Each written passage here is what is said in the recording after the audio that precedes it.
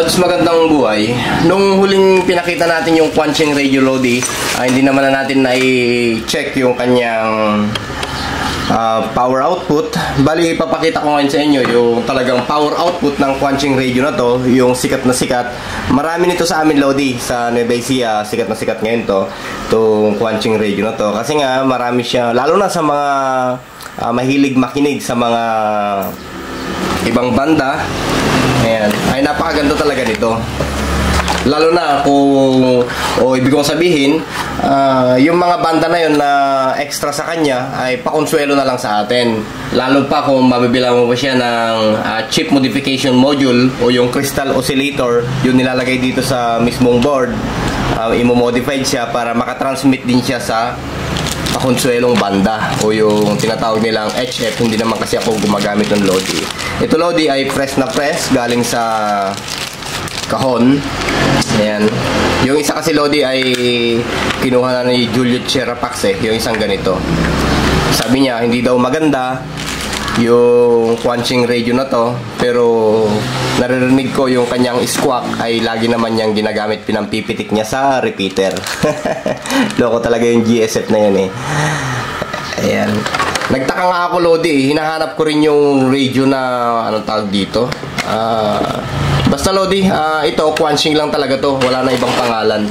Yung iba kasi tinatampered nila to eh. Ayan o. Yung pangalan na yan ay tinatampered nila, kinakargahan nila ng ibang pangalan, hindi siya Quanching. Pero ewan ko kung bakit nila ginaganon. Siguro para mai-promote nila na o hindi nila publish yung kung sino man ang may gawa nito, kundi baka siguro nagbayad sila sa Quanching para mai-tampered nila yung kanilang pangalan para o yung pangalan na bago para doon sa shop nila. Okay? May nakita kasi akong kamukha nito. May mga ibang radio din na iba pa, na iba yung pangalan sa pinopromote nila. Pero kung titignan mo mabuti, i-analyze mo, Quanching, Baofeng din yun, Cygnus din yun, kaya lang tinampered lang nila. Alam nyo na yun, Lodi. Okay? Ngayon, Lods, ay pupunta tayo dito. Ito nga, bago siya na sinabi ko. Tsaka maganda talaga siya eh. Welcome, channel mode 16. Ayan.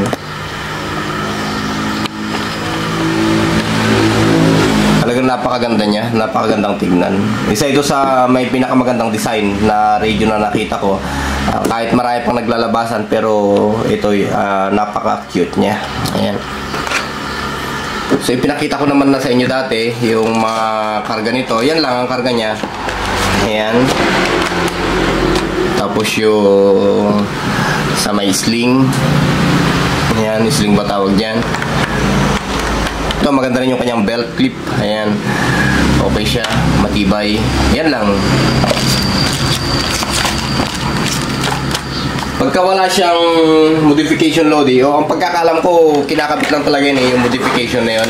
Yung modification na yun na module crystal oscillator ay mahal din, halos kapresyo na isang radio para may activate mo yung sinasabi nilang banda. Kasi hindi gumagana yung ibang banda nito. Hindi ko na ipapakita, Lodi, kasi pagka bumili kayo niyan ay andito naman sa user manual kung paano gamitin.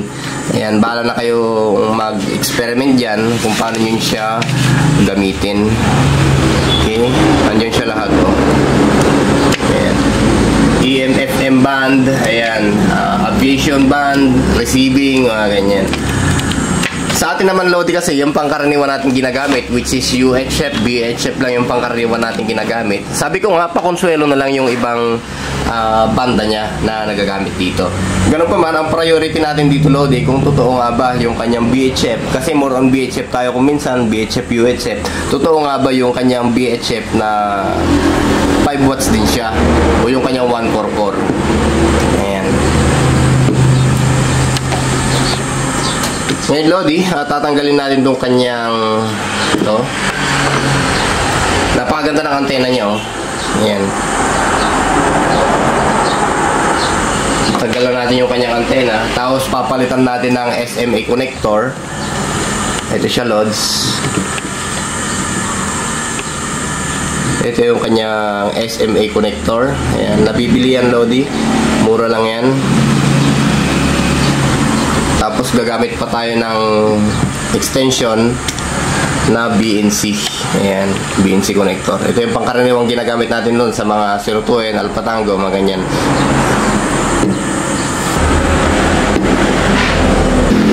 Ngayon, Lods, ay punta natin sa BHF. Ayan. Kasi yun lang naman yung pangkaraniwan eh. Likewise, yung ginagamit natin dito, talagang sa 144 lang din naman talaga kami. And function 3. Frequency mode. Okay, mag-type tayo ng frequency. Ayan, may default siya na frequency mula sa factory. Okay, 144025. Subukan natin i-press yan, Lodi. 144025 is naglalaro lang siya, Lodi, ng ayan o, naka-power tayo. Forward, power, 5 watts. Ayan. Naglalaro lang siya hanggang 3.9. Hindi pa siya umabot ng 4 watts. Ayan. Kung makikita natin sa may LCD screen niya, ay naka-high na siya. Ayan o. High power na siya. Ayan. Pero ang bitaw lang talaga niya sa frequency na yan ay naglalaro lang hanggang, ayan, 3.9 kamo na. Kasi hindi pa umabot sa number 4 eh. Sa baba, pinakababa, Lodi. Ayan o. Kasi naka 5 watts tayo eh. Ayan o. Kung itatas natin hanggang 10 o 20, ayan, ito yung kanyang 5 watts. Halos hindi pa siya umabot. Ayan yung 4 watts. Ayan. Kung sa 200 naman, konting galaw lang yan. Ayan lang o, halantado. Ayan. Hindi pa siya umabot sa 5. Okay? Ngayon, pupunta tayo sa 144200. Ayan. Kung papansinin natin, yung SWR, ayan siya. Hindi pa siya umabot sa 4 watts. Kaparehas niya lang din yung mga buffing, mga ganyan, na yan lang ang inaabot sa 5 watts version na. Pero meron naman, Lodi, pwedeng gawan ng paraan yan para umabot siya ng 5 watts, 6 watts, mga ganyan. Ang gagawin lamang ay magdadagdag lang ng power dito sa baterya. Pwede nating ilagay sa battery eliminator, magdagdag tayo ng power doon sa DC na pumapasok dito para maging 5 watts siya. Siguro sa kadahilanan na ang battery ay ka-battery pack lang siya, ibig sabihin, kaya hindi siya inaabot o hindi umaabot yung ganong power output. Pero sa iba ay okay naman eh. Yung mga ibang portable ay talagang legit naman na 5 watts eh. Pagka pinaandar natin ay legit na 5 watts. Siguro nagkakataon lang. Pero ayan, hanggang dyan lang talaga yung inaabot niya. Ayan, 4 watts lang. Ayan. 4 watts ka muna kasi malapit naman na eh. Ayan lang talaga. Yan lang talaga, Lodi, yung kinakaya ng radyo na to. Sabi ko nga sa inyo, Lodi, yung mga ibang specification nito ay bahala na kayong umalam. Ayan, Lodi, yung lumilipad-lipad na yan, delikado yan sa mga radyo eh. Ayan, napapansin nyo, ayan. Kung tawagin sa amin yung lumilipad na yan ay yung, ayan, yung mga yan. Hindi naman lamok yan eh. Kung tawagin sa amin yung lumilipad na yan ay, saan na yun? Akot-akot, Lodi. Ayan. Pagka nakita niya yung mga butas-butas ng mga radyo, yun, sinisiksikan niya o pinupuno niya ng mga, yung dala-dala niyang, ang tag dito, putik. Ayan, may dalang putik yan eh. Tapos gumagawa sila ng bahay nila. Ayan. Ayan o, naghanap siya ng butas para masisiksikan ng gagawan niyang bahay.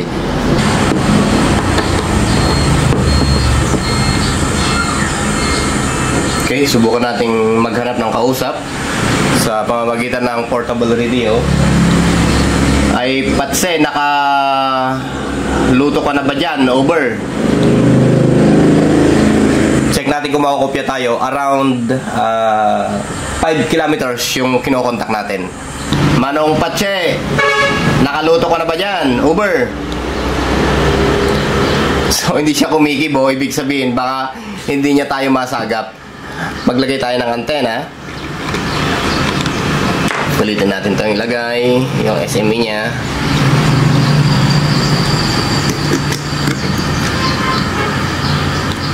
Manong Patse, nakaluto ka na ba dyan? Over. Ayun. Ako nakaluto. Yung ordinata naman yung nakarinig sa atin. May gamit tayong aerial antenna. Ito yung ginagaya natin, yung G7. Isang tubo. Ako nakaluto. Bakit nga hindi ka pa nakaluto? Over. Naluto may pila. Ito yung pamangkin ni Manong Jojo Perito ng Asinggan, Pangasinan. Yung transmit na nare-receive natin ay galing sa Asinggan, Pangasinan. Nakaluto kayo. Madipay, over. Payapay, over. Copy, over. Okay, monitor lang. Kunak mo si ganay patse, si kasumong batket. Ni Kwarog. Kabisado ka, Kwarog. Di asing Pangasinan. Kopya, kilala kita. Goy, dalang problema doon. Gandang gabi sa'yo. Para mamaya. Nyata ni Mang Ferlay. Well, check na ito eh. Musta nga talo pa nga Mang Ferlay. Kastilata, napudot o rin ako yung over. Pinabigod. Nagaratos nga basit medyo nagpudot. Kopya. Si Arod, Kwarog, naimbag nga biya kita. Pakumusta anak lang kini Apongen. Kini Erika Kadon Tabalayo. Kini Jojo, over. Kaya, organeta kami, hindi pa lako na. Kopya. Sige, ang problema. Hamukmot nga dara Jordaneta day jay. Over. Sige, over. Okay, naimbag nga biya kita. Kwarog. Sige. 73.